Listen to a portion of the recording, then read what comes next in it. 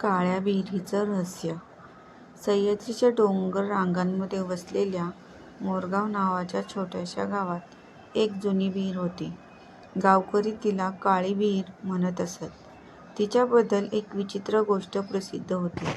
जो कोणी मध्यरात्री त्या विहिरीत डोकावून स्वतःचं नाव 3 वेळा म्हणेल, तो दुसऱ्या दिवशी सूर्योदय पाहू शकत नाही. गावातील लोक या विहिरीपासून नेहमी दूर राहायचे. अनेक वर्षांपूर्वी काही लोक रहस्यमयरित्या गायब झाले होते. त्यांच्या मृतदेहाचा कधीच शोध लागला नव्हता. एके दिवशी आदित्य, रोहन, साक्षी आणि नेहा हे 4 मित्र ट्रेकसाठी त्या गावात आले. त्यांना हॉरर आणि रहस्यकथा खूप आवडायच्या.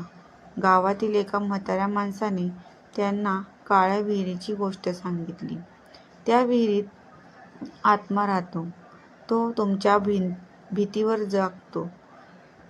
मध्यरात्री तिकडे जाऊ नका. म्हातारा गंभीर आवाजात म्हणाला. रोहन हसत म्हणाला, काका, आम्ही भूतांना घाबरत नाही.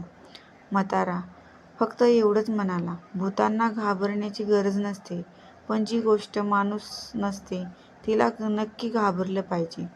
त्या रात्री चौघांनी विहिरीजवळ जाण्याचा निर्णय घेतला. बरोबर 12 वाजता ते काळ्या विहिरीपाशी पोचले. वातावरणात विचित्र शांतता होती. पक्ष्यांचाही आवाज नव्हता. रोहनने धाडस करून विहिरीत डोकावलं आणि 3 वेळा स्वतःचं नाव घेतलं. रोहन, रोहन, रोहन. काहीच घडलं नाही. सगळे हसू लागले. पाहिलंत? काहीच नाही, रोहन म्हणाला. तेवढ्यात विहिरीच्या तळातून अगदी मंद आवाज आला. रोहन. सगळ्यांच्या अंगावर काटा आला. त्यांनी खाली पाहिलं, पण तिथे फक्त काळोख होता. घरी परतल्यावर रोहन विचित्र वागू लागला. तो सारखा आरशात स्वतःशी बोलायचा. त्याच्या डोळ्याखाली काळी वर्तुळं दिसू लागली. रात्री तो झोपेत पुटपुटायचा, तो मला बोलवतोय. तिसऱ्या दिवशी रोहन अचानक गायब झाला. त्याच्या खोलीत फक्त एका भिंतीवर रक्ताने लिहिलेलं एक वाक्य सापडलं. आता माझी पाळी संपली आहे. पुढची पाळी तुमची. घाबरलेल्या आदित्यने गावातील म्हाताऱ्याला सगळी गोष्ट सांगितली. तो म्हणाला, विहिरीने त्याला नेले नाही, तर त्याची जागा घेतली आहे. म्हणजे? आदित्यने विचारलं. रोहन अजून इथेच आहे, पण तो आता रोहन राहिलेला नाही. त्या रात्री आदित्यच्या मोबाईलवर रोहनचा व्हिडिओ कॉल आला. स्क्रीनवर रोहन दिसत होता, पण त्याचे डोळे पूर्ण काळे होते. तो हळू आवाजात म्हणाला, आदित्य, मी विहिरीत आहे, मला वाचव.